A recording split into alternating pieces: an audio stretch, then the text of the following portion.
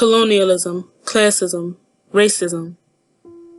There's so many different ways to spell separation. No blacks allowed. You can't wear that garb. Speak English. Oh, the various sounds of segregation. So inherent to our nation that we don't bother to question them, but we must look deeper into the roots of the self-sustained illness called intolerance. You cannot diagnose a patient without some investigation, which concepts are inherent and which result from man's making. What makes me black? What makes you white? What makes me wrong and what makes you right? We do.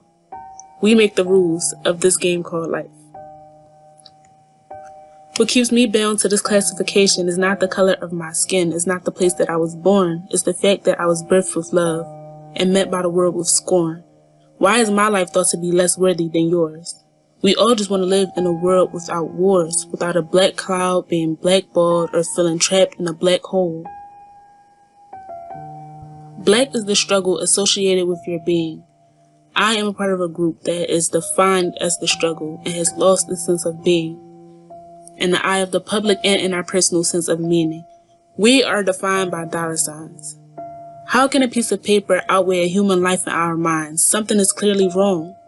We've been programmed for so long to take as much as we can and give as little as possible, to not give an ounce of empathy to the black continent that has been flooded with red blood in the name of a green sheet of paper is no big obstacle. It's easy not to care. That good old American egocentrism. It doesn't matter if I'm not there. We are defined by dollar signs. We fetishize how much money we have. They fetishize how much money we can generate. In both cases, our humanity is hidden behind a dollar with a bigger face. That's why a CEO can pass a homeless person and make a blanket statement. You should have worked harder. Refusing to acknowledge the game of life is far from fair, that numerous circumstances brought them there, and it was more than just your gumption that got you sitting in that office chair. We often talk about the powers that be.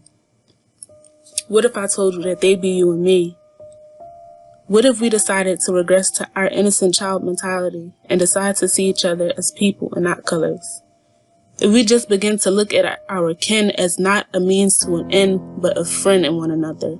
Like a butterfly, we flutter, beautiful and weightless, but instead we've been weighed down by this baggage for ages. The world is always evolving, yet we get stuck in these stages. It's like a glitch in the system if you've ever seen The Matrix. Color only matters when it's convenient.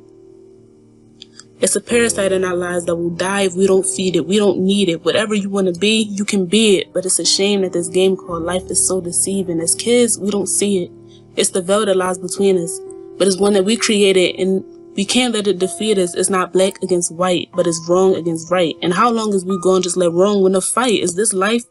War after war, taking life after life over frivolous things that we would never need had we learned to just love on each other. Indeed, we got differences. We're created equally, not equal. That doesn't change the fact that we're still all people.